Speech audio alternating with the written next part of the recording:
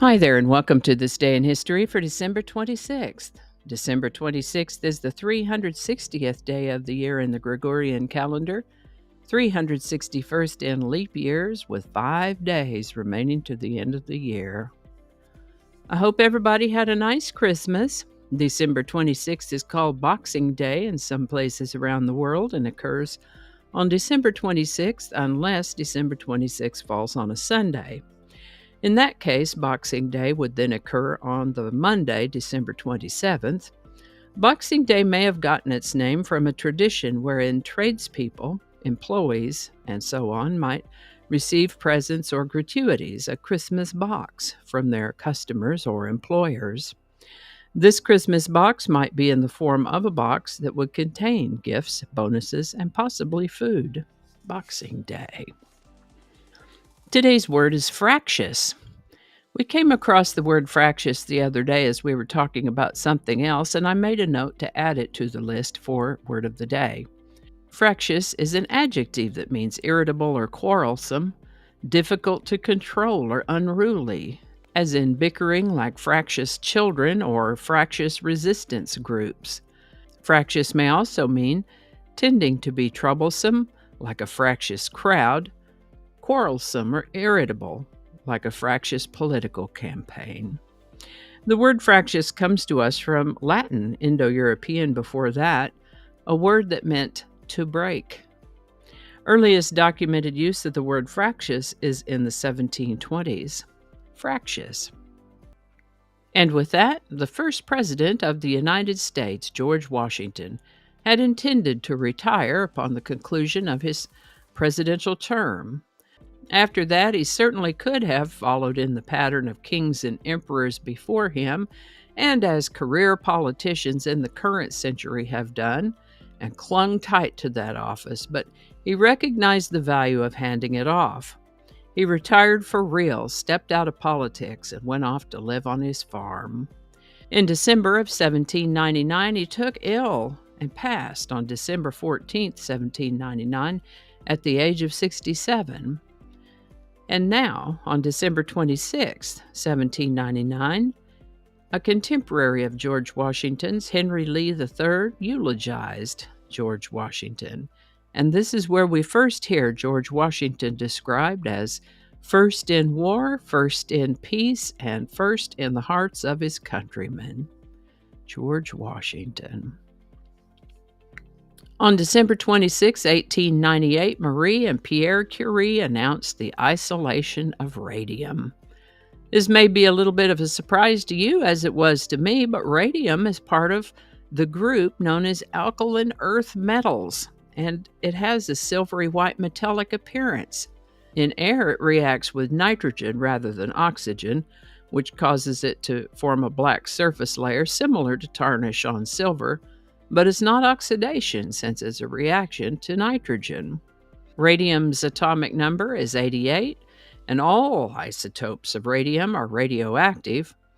In nature, radium is found in uranium and to a lesser degree in thorium ores. It's dangerous for a variety of effects in everyday life, but radium does have some uses in nuclear medicine. Now, I'm pretty sure we've mentioned this before, but on December 26, 1919, Babe Ruth of the Boston Red Sox was sold to the New York Yankees. He was not happy about the move, and Boston went from winning 5 of the first 15 World Series titles to thus establishing the curse of the Bambino superstition. Babe was quite a player, and he would go on to be one of the first 5 Baseball Hall of Fame inaugural members. Superstition or not, it would be 86 years before the Boston Red Sox would win another World Series. By the way, I don't think that they actually sell live humans, but more likely they sell the contracts of the players. Feel free to correct me in the comments if I've misunderstood the concept. Wendy Mary Beckett was born in 1930. Born in South Africa, she was raised in Scotland. She joined the Sisters of Notre Dame de Namur in 1946, when she will have been about 16, She was sent to England, where she completed her novitiate and lived in a convent. In those days, a strict code of silence was observed. That's changed now. In the mid-60s, the requirement of a strict code of silence was lifted. She became a teacher and taught English and Latin until about 1970, when she developed health problems and returned to England.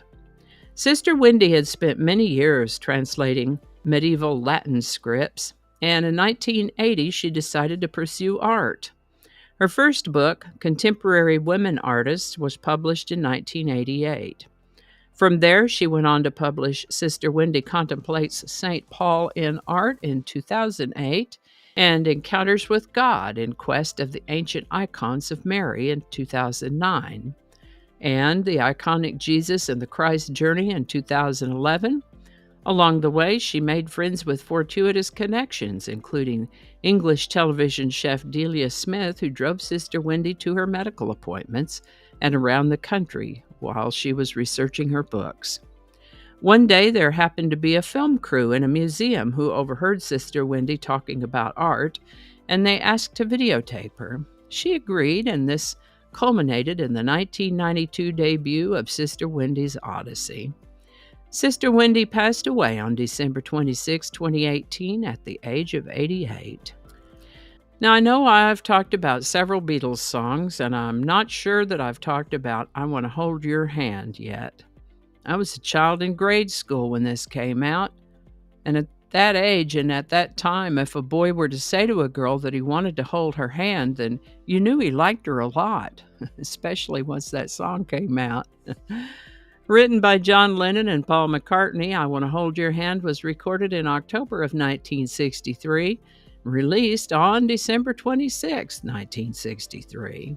I Want to Hold Your Hand hit number 1 on the Billboard Hot 100 by February 1st of 1964, where it held for 7 weeks, only to be unseated by their song She Loves You. I Want to Hold Your Hand became the Beatles' best-selling single worldwide, selling more than 12 million copies. I Want to Hold Your Hand by the Beatles. Link in the description. And I think that's going to do it for us today. Thank you so much for watching.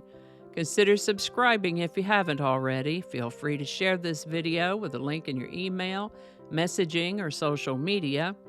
If you enjoy this series, you can check out the playlist that contains these videos. I'll put a link to that in the description. That playlist lives on YouTube, so for other platforms, I'll include a link to my blog page. It's called No Really. You can also find me on Rumble, BitChute, and Odyssey. All those links in that description. Alrighty, that's all I can think of right now. Thanks again, and I'll see you next time.